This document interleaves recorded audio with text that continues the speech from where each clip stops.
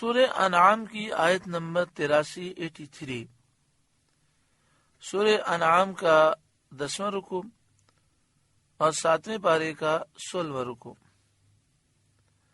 وَتِلْكَ حُجَّتُنَا آتَيْنَاهَا إِبْرَاهِيمَ عَلَى قَوْمِهِ، اور یہ ہماری دلیل ہے کہ ہم نے ابراہیم کو اس کی قوم پر عطا فرمائی، یعنی ہم نے حضرت ابراہیم علیہ السلام کو ایسے دلائل دیے کہ آپ نے ان دلائل کے ذریعے قوم کو لاجواب کر دیا اور ان پر حق کو واضح کر دیا۔ نرفع درجات من نشاء، ہم جسے چاہیں درجوں بلند کریں، ہم جسے چاہتے ہیں اس کے درجات بلند کر دیتے ہیں، اسے علم دیتے ہیں، عقل دیتے ہیں، فہم دیتے ہیں، فضیلت دیتے ہیں، جیسا کہ حضرت ابراہیم علیہ السلام کے درجے بلند فرمائے دنیا میں علم، حکمت اور نبوت کے ساتھ، اور آخرت میں قرب و ثواب کے ساتھ۔ اللہ تعالیٰ نے آپ کو دنیا میں علم، حکمت، نبوت، فضیلت عطا فرمائی اور آخرت میں اپنا خاص قرب اور عظیم ثواب عطا فرمایا۔ ان ربک حکیم علیم، بے شک تمہارا رب علم و حکمت والا ہے۔ وَوَهَبْنَا لَهُ اسحاق وَيَعْقُوب، اور ہم نے انہیں اسحاق اور یعقوب عطا کیے۔ حضرت ابراہیم علیہ السلام کے ایک بیٹے حضرت اسماعیل ہیں، وہ بھی نبی ہیں، اور ایک بیٹے حضرت اسحاق ہیں، وہ بھی نبی ہیں۔ حضرت اسحاق کے بیٹے حضرت یعقوب ہیں۔ حضرت یعقوب علیہ السلام حضرت ابراہیم علیہ السلام کے پوتے ہیں، اور یہاں فرمایا وَوَهَبْنَا لَهُ اسحاق وَيَعْقُوب، اور ہم نے انہیں اسحاق اور یعقوب عطا کیے۔ تو اللہ تعالیٰ نے حضرت ابراہیم علیہ السلام کو طویل عمر عطا فرمائی۔ ایک روایت یہ ہے کہ 250 سال آپ کی عمر ہوئی۔ حضرت اسحاق علیہ السلام بھی آپ کے سامنے جوان ہوئے، اور آپ کے سامنے انہیں اللہ تعالیٰ نے نبوت عطا فرمائی، اور حضرت یعقوب علیہ السلام بھی جوان ہوئے اور آپ کے سامنے انہیں نبوت عطا کی گئی۔ کلن ہدینا، ان سب کو ہم نے راہ دکھائی، یعنی سب کو نبی بنایا۔ وَنُوحًا ہدینا من قبل، اور ان سے پہلے نوح کو راہ دکھائی، یعنی انہیں نبوت عطا فرمائی۔ حضرت ابراہیم علیہ السلام حضرت نوح علیہ السلام کی اولاد میں سے ہیں۔ وَمِن ذُرِّيَّتِهِ دَاوُودَ وَسُلَيْمَانَ وَأَيُّوبَ وَيُوسُفَ وَمُوسَى وَهَارُونَ، اور اس کی اولاد میں سے داود اور سلیمان اور ایوب اور یوسف اور موسیٰ اور ہارون کو۔ حضرت نوح علیہ السلام کی اولاد سے حضرت ابراہیم ہے، اور حضرت ابراہیم کے بیٹے ہیں حضرت اسحاق، اور ان کے بیٹے ہیں حضرت یعقوب۔ پھر حضرت یعقوب علیہ السلام کے 12 بیٹے، اس میں سے ایک بیٹے حضرت یوسف علیہ السلام ہے، اور ان 12 بیٹوں سے جو اولاد کا سلسلہ ہے اس میں حضرت داؤد بھی ہیں، حضرت سلیمان بھی ہیں، حضرت ایوب بھی ہیں، حضرت موسیٰ بھی ہیں، اور حضرت ہارون بھی ہیں۔ حضرت زکریا بھی ہیں، حضرت یحییٰ بھی ہیں، عیسیٰ بھی ہیں، حضرت عیسیٰ، حضرت الیاس، اور کئی نبی ہیں جن کا ذکر مختلف مواقع پر کیا گیا۔ وَمِن ذُرِّيَّتِهِ دَاوُودَ وَسُلَيْمَانَ وَأَيُّوبَ وَيُوسُفَ وَمُوسَى وَهَارُونَ، اور اس کی اولاد میں سے داود، سلیمان، ایوب، یوسف، موسیٰ اور ہارون کو ہدایت عطا فرمائی، یعنی نبوت عطا فرمائی۔ وَكَذَلِكَ نَجْزِي الْمُحْسِنِينَ، اور ہم ایسا ہی بدلہ دیتے ہیں نیکوکاروں کو۔ حضرت ابراہیم علیہ السلام آپ نیکوکار ہیں، آپ نبی ہیں، تو اللہ تعالیٰ نے آپ کو نیک صالح اولاد عطا فرمائی، اور اولاد کو اللہ تعالیٰ نے بڑا بلند و بالا مقام عطا فرمایا۔ آج ہر شخص اس بات کو سمجھتا ہے کہ نبی اکرم صلی اللہ علیہ وآلہ وسلم آخری نبی ہیں، اور آپ صلی اللہ علیہ وآلہ وسلم کے بعد کوئی نیا نبی نہیں آ سکتا۔ لیکن یہ ضرور ہے کہ ولایت کا دروازہ کھلا ہوا ہے، اللہ تعالیٰ کے نیک بندے، صالحین اور ولی پیدا ہوتے رہیں گے۔ میں بھی یہ چاہتا ہوں، آپ بھی یہ چاہتے ہیں کہ ہماری اولاد نیک ہو، ہماری نسلیں نیک ہوں، تاکہ ہمارے لیے ثواب جاریہ ہو۔ لیکن یہ ایک انتہائی عجیب ہماری حالت ہے کہ ہم خود نیک نہیں بنتے۔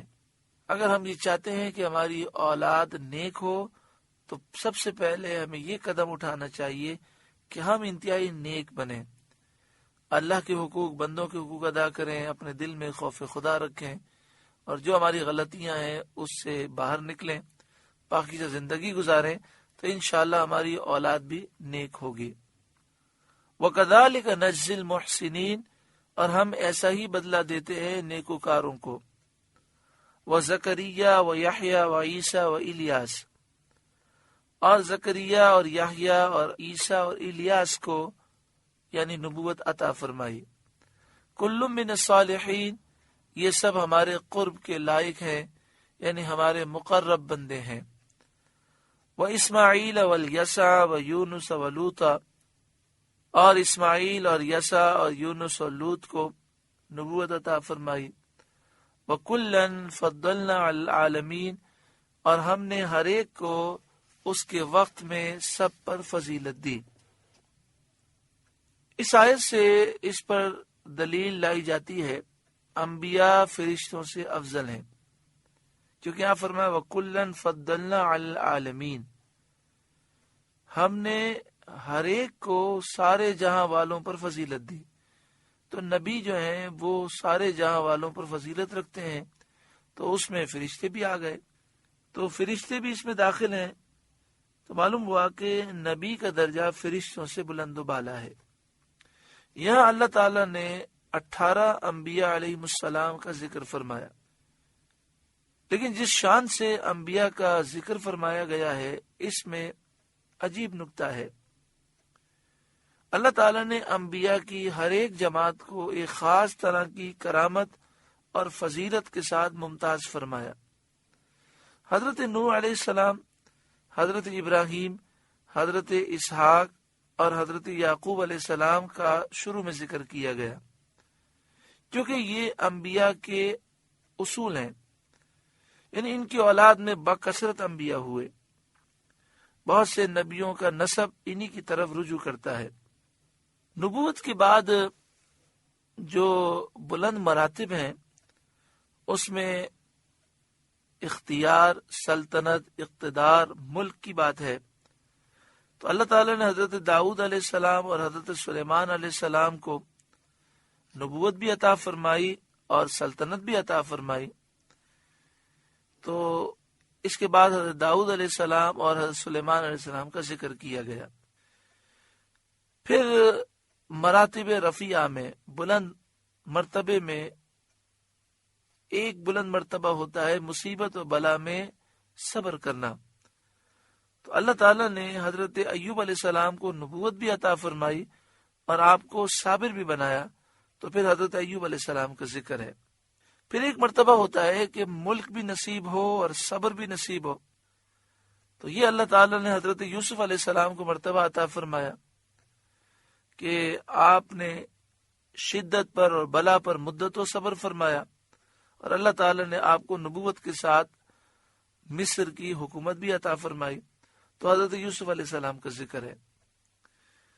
مراتب معتبرہ میں یعنی مرتبہ کسی کا بلند ہو تو مرتبوں میں یہ بھی شمار ہوتا ہے کہ انبیاء کثیر معجزات دکھائیں اور دلائل کی مضبوطی ہو۔ تو کثیر معجزات اور دلائل کی جو مضبوطی ہے اس کی کثرت کے اعتبار سے دیکھا جائے، جو تو ہر نبی نے معجزات دکھائے، ہر نبی کے دلائل مضبوط ہیں، لیکن حضرت موسیٰ علیہ السلام اور حضرت ہارون علیہ السلام کو اللہ تبارک و تعالی نے کثرت معجزات اور قوت براہین کے ساتھ ممتاز فرمایا۔ پھر زہد اور ترک دنیا کا درجہ ہے، یہ بھی ایک درجہ ہے۔ تو اللہ تعالیٰ نے حضرت زکریا، حضرت یحییٰ، حضرت عیسیٰ اور حضرت الیاس کا ذکر فرمایا کہ یہ وہ نبی ہیں جنہیں اللہ تعالیٰ نے خاص یہ وصف عطا فرمایا زہد کا اور دنیا کے ترک کرنے کا۔ پھر اللہ تعالیٰ نے حضرت اسماعیل، حضرت یسع، حضرت یونس اور حضرت لوط علیہ السلام کا ذکر فرمایا، جن کے نہ متبعین باقی رہے اور نہ ان کی شریعت باقی رہی۔ صد الافاضل مولانا نعیم الدین مراد آبادی علیہ رحمہ فرماتے ہیں، اس شان سے انبیاء کا ذکر فرمانے میں ان کی کرامتوں اور خصوصیت کی طرف ایک عجیب اشارہ نظر آتا ہے۔ آگے فرمایا وَمِنْ آبائِهِمْ وَذُرِّيَّاتِهِمْ وَإِخْوَانِهِمْ، اور کچھ ان کے باپ دادا اور اولاد اور بھائیوں میں سے بعض کو فضیلت دی، نبوت عطا فرمائی۔ وَاجْتَبَيْنَاهُمْ، اور ہم نے انہیں چن لیا، وَهَدَيْنَاهُمْ إِلَى صِرَاطٍ مستقیم، اور سیدھی راہ دکھائی۔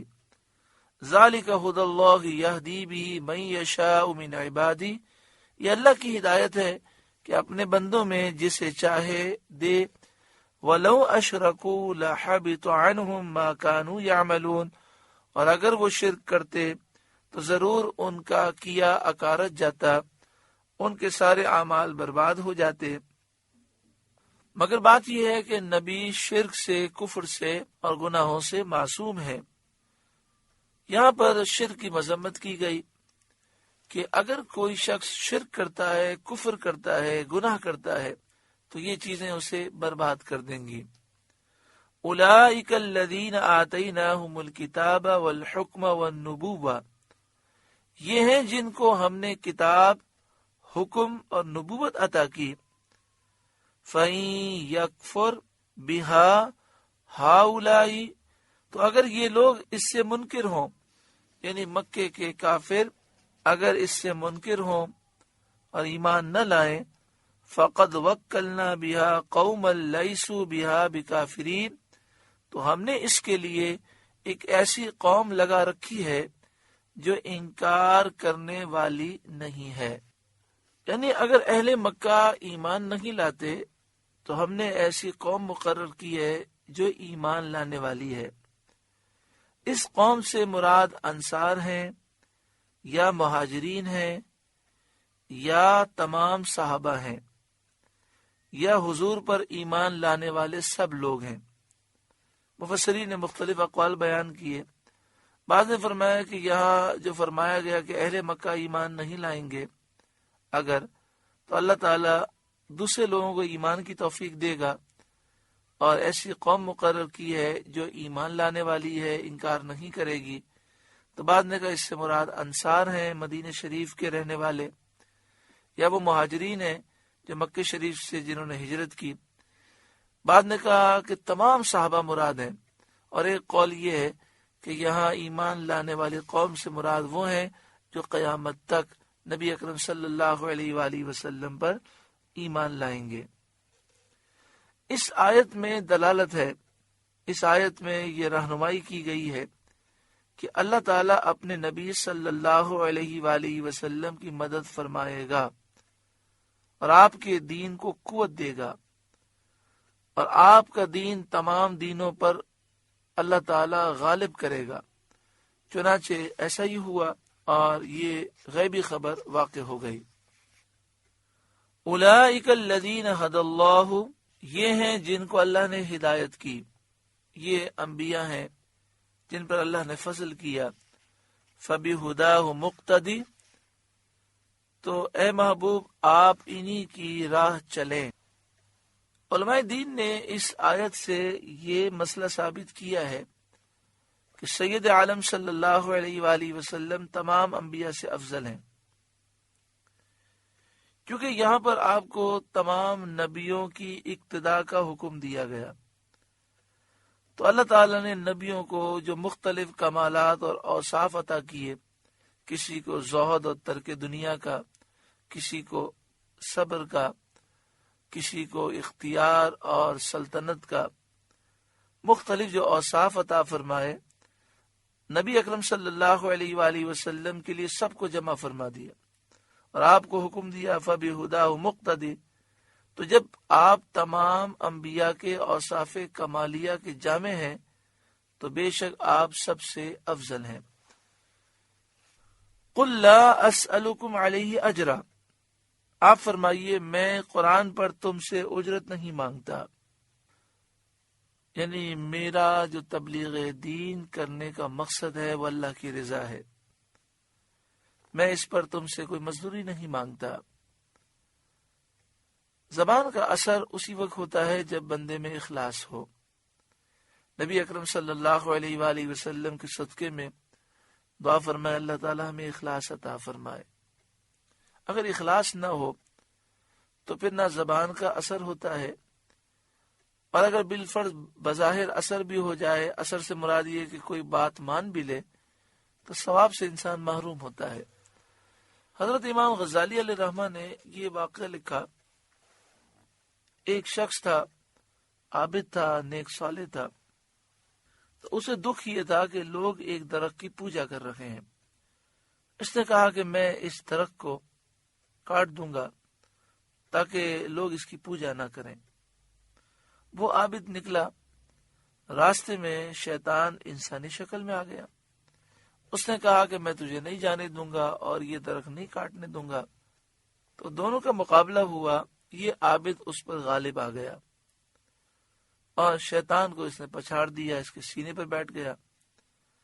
تو شیطان نے کہا کہ تم مجھے چھوڑ دو، میں تمہیں ایک بات بتاتا ہوں۔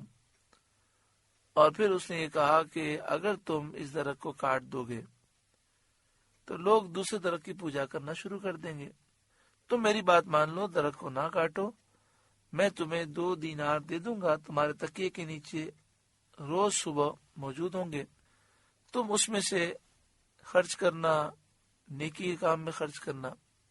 عابد کے ذہن میں یہ بات آ گئی، اس نے کہا بات تو صحیح ہے، میں ایک درخت کو کاٹ دوں گا، لوگ دوسرے درخت کی پوجا شروع کر دیں گے، چلو 2 درہم مل جائیں گے، 2 دینار مل جائیں گے، تو اس سے میں کچھ دین کا کام کر لوں گا، کچھ نیک کاموں میں خرچ کر دوں گا۔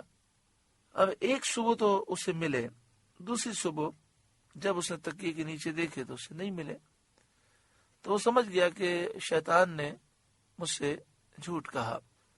تو یہ پھر نکلا اور اس نے کہا اب میں اس درخت کو ضرور کاٹ دوں گا۔ راستے میں پھر شیطان انسانی شکل میں آ گیا، تو یہ مقابلے کے لیے کھڑا ہو گیا۔ شیطان نے بڑی آسانی سے اس کو گرا دیا اور اس کے اوپر سوار ہو گیا، اور شیطان نے کہا کہ جلدی یہاں سے چلا جاؤ ورنہ تیری گردن اڑا دوں گا۔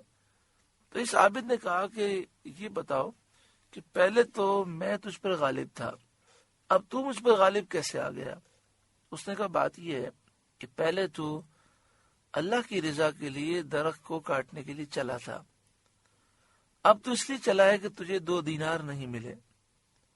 تو جب ایسی چیزیں دل میں آ جاتی ہیں تو پھر انسان برکتوں سے محروم ہو جاتا ہے، اور پھر ثواب سے محروم ہو جاتا ہے، پھر اثرات سے محروم ہو جاتا ہے، پھر زبان کا اثر بھی نہیں رہتا۔ دعا فرمائے اللہ تعالی ہمیں اخلاص عطا فرمائے اور ہمیں دین کی دعوت محض اللہ کی رضا کے لیے دینے کی توفیق عطا فرمائے۔ قل لا اسألکم علیہ اجرا، آپ فرمائیے میں قرآن پر تم سے کوئی اجرت نہیں مانگتا، ان ہوا الا ذکریٰ للعالمین، وہ تو نہیں مگر نصیحت سارے جہاں کو، یعنی یہ قرآن تو سارے جہاں والوں کے لیے نصیحت ہے۔ اس آیت سے ثابت ہوا کہ سید عالم نور مجسم صلی اللہ علیہ وآلہ وسلم تمام مخلوق کی طرف نبی بنا کر بھیجے گئے ہیں، اور آپ کی دعوت تمام مخلوق کو عام ہے، اور سارا جہاں اور ساری مخلوق آپ کی امت ہے۔ اللہ رب العالمین کا ہم شکر ادا کرتے ہیں کہ اللہ نے ہمیں محبوب کریم صلی اللہ علیہ وآلہ وسلم کا امتی بنایا، ان کی محبت عطا فرمائی، ان کا ذکر اور ان کی شان سن کر ہم خوش ہوتے ہیں۔ اے اللہ تو ہمیں ایمان کی سلامتی نصیب فرما، اور ہمیں ہماری اولاد و نسلوں کو ہمیشہ حضور کی غلامی کرنے کی توفیق عطا فرما۔ سورہ انعام کا 10واں رکوع مکمل ہوا۔ اللہ تعالیٰ اس رکوع کے نور سے ہمارے قلوب کو روشن و منور فرمائے۔